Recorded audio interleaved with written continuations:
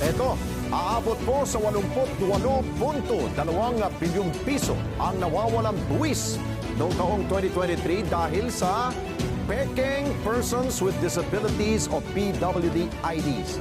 Ito ang ibinulgar sa ginawang pagdinig ng Senate Ways and Means Committee at lumabas na merong 8.5 milyong katao ang gumagamit ng Peking PWD IDs at 1.8 milyon lamang ang lehitimong may mga kapansanan.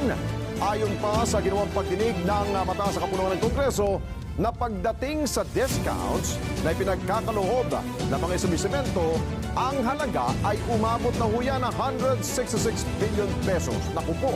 Ay naman kay Restaurant Owners of the Philippines President Eric Teng, na naitala nila ang pagtaas na mula 5 hanggang 25% sa kanilang benta